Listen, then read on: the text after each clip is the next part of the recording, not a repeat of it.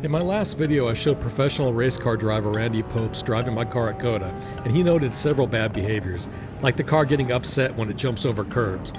Also take that sway bar down. Okay, so it's oversteering for you. Yeah. You can actually stand on this thing, and it doesn't even flex. It's gonna line up right about here.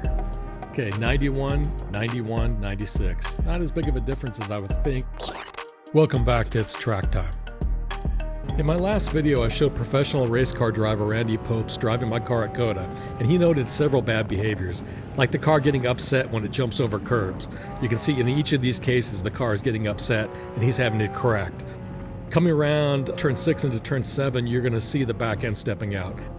That's another thing he didn't like handling that much. Right here, you see the car sliding out and he has to correct for it.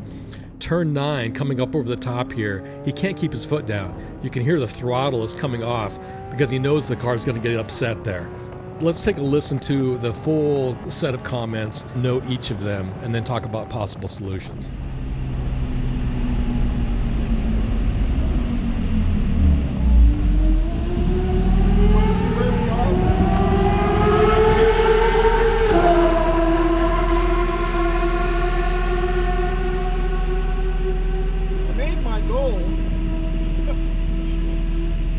Much. Oh, just didn't you tell me that's the holy grail is getting under 19? Yeah, you got 218. So that's barely.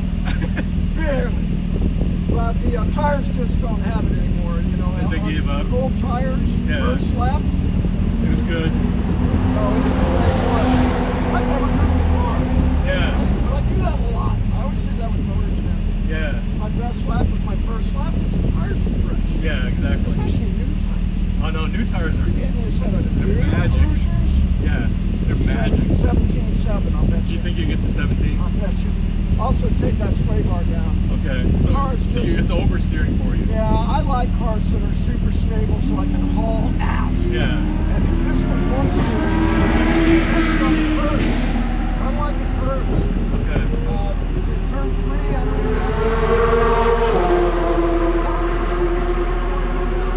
especially in the back. Okay. If I had a knob, I'd have more rebound in the rear. Okay. And maybe the front too. Because a lot of the guys run MCS out here because of that. Yeah. Soaking up. MCS is a good brand. Really? Yeah. And also, is it 9 that leads onto that? Onto the short straight, going downhill. Yeah, you got to hit that abrupt curve, and it doesn't like that. And I have to lift, and I don't want to. Yeah. But it's too risky to just man it. Yeah. I'm not young enough to be that stupid. So we're giving up some time there. Okay. And then the car just won't stop anymore. The first lap, it just stopped so much better. Because of the tires. I'm assuming it's the tires. Yeah. Probably has some good track pad. Yeah. Oh yeah. And it just wouldn't stop. Okay. Like it did at the very beginning. Yeah. On the out lap, I immediately noticed the thing was loose. Okay. You'll see me on the video. I'm talking to the camera. I'm like, not a lot, but enough that I couldn't trust it to like flat over the curb. Yeah. It wanted to spring loose.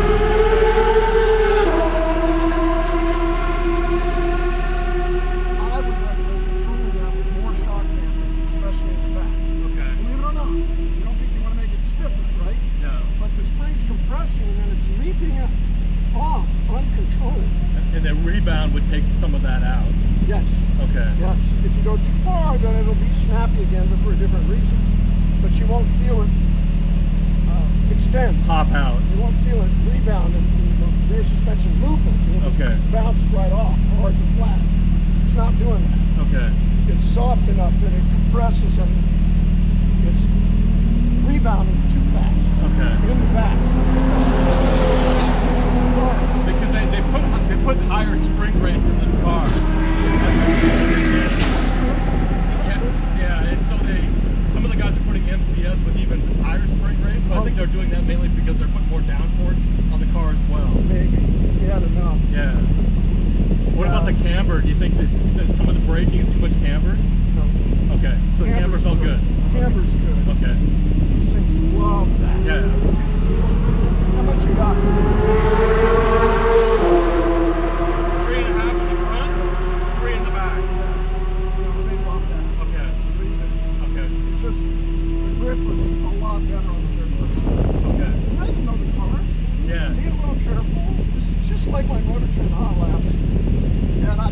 guy to me out of here. He gave me a very friendly wave. I have to thank him, because I caught him right at the end of the straightaway and I didn't want to give it up. I flashed him, which is kind of rude, and he let me through. So I got to go thank him. But the car stopped, you know, and so even with the pass mirror in the 19.1, I'm like, shit.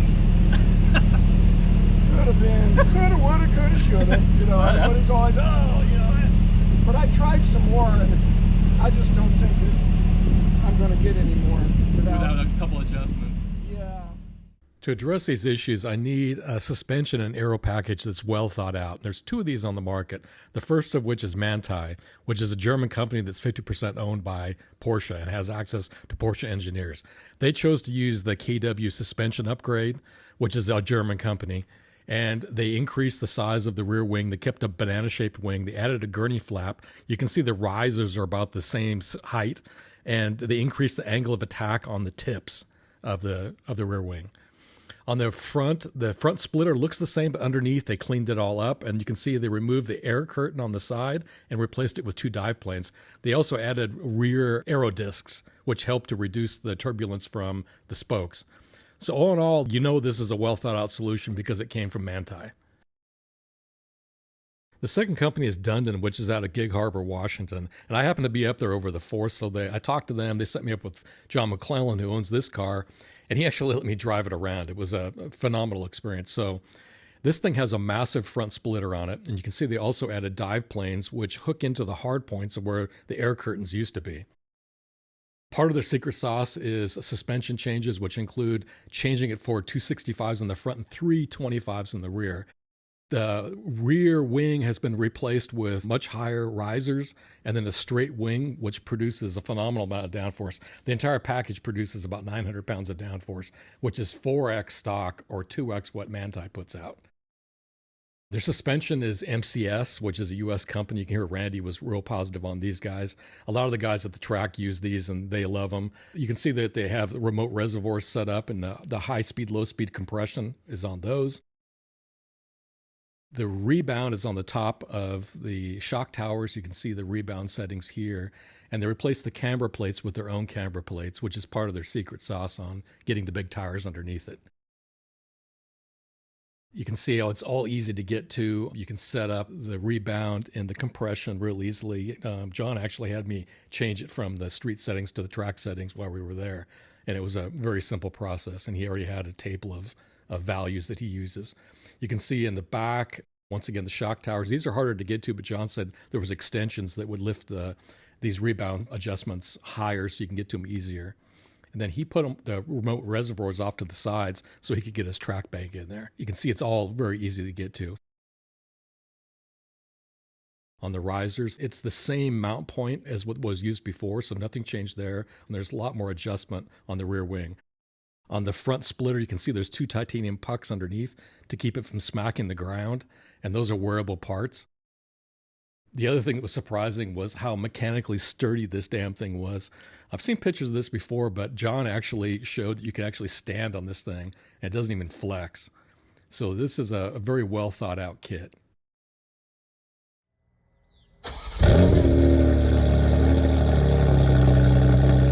Part of it also is a power change. So this is their V11 muffler setup with the full header back system. It produces like 30 horsepower across the entire range. So this is a substantial improvement in both horsepower and torque. And the sound is really good. If you flip the switch on the valves, there was no drone whatsoever. So overall, this looks like a really good package. So to test the potential of these changes, I recruited a couple proxies. The first is a 992 GT3. It's driven by a very fast amateur driver, Maverick. You can see he's got upgraded aero package, including front splitter, dive planes, and a rear wing. This is on hand-cooked slicks with PFC brakes and has the MCS suspension. This is one of the fastest GT3s I've seen on the track. The second car, of course, has to be the 992 GT4 RS. This is driven by Felix, who's also a very fast amateur driver. It has 900 pounds of downforce right out of the factory, which is the same as the Dundon setup on the GT4 RS. It has the factory adjustable suspension, PFC brakes, Hoosier R7 tires, and the dundon header back system, so it produces more power than the car did out of the factory. Overall, very fast car.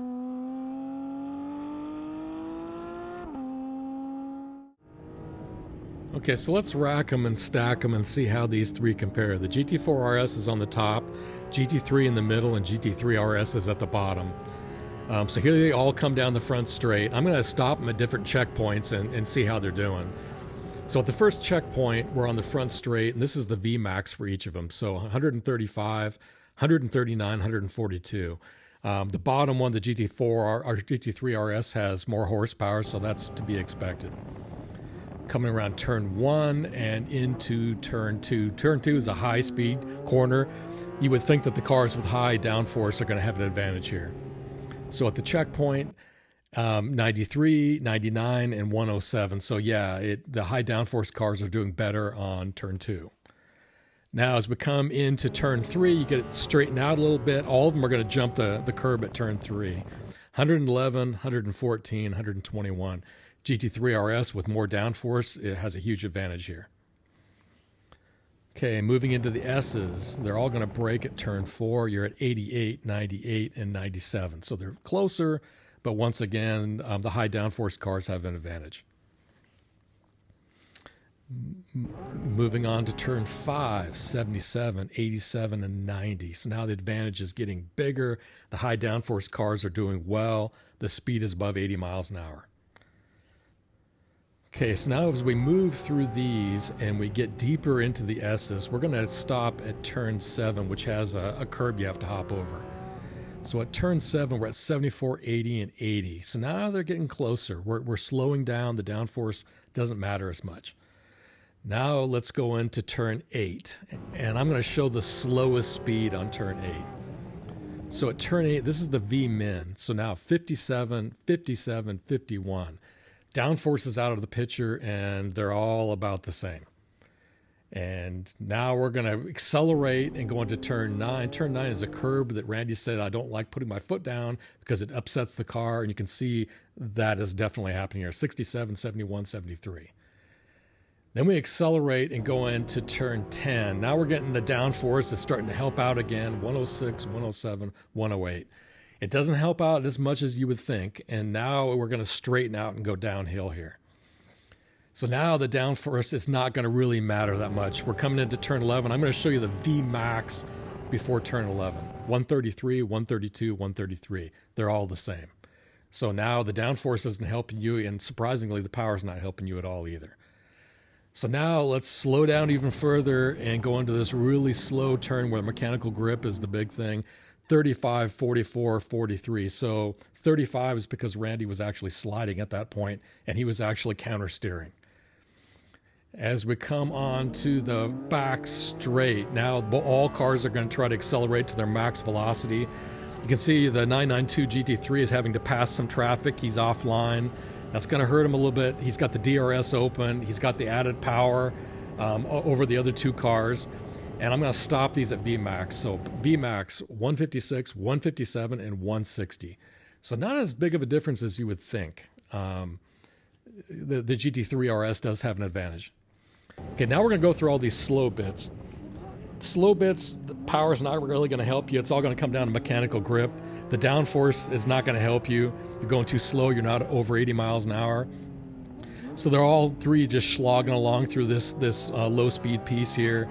No real advantage from any of the cars. It's really going to come down to the driver and how well he can move through these. So now we get into the high-speed piece again, going through the carousel. So I'm going to do the first checkpoint at turn 17. And it's going to line up right about here. Okay, 91, 91, 96. Not as big of a difference as I would think, given the downforce advantage of the two bottom cars. Now we're going to release them and go to VMAX on the carousel. So this is the fastest speed that they obtained on the carousel. 115, 111, 117.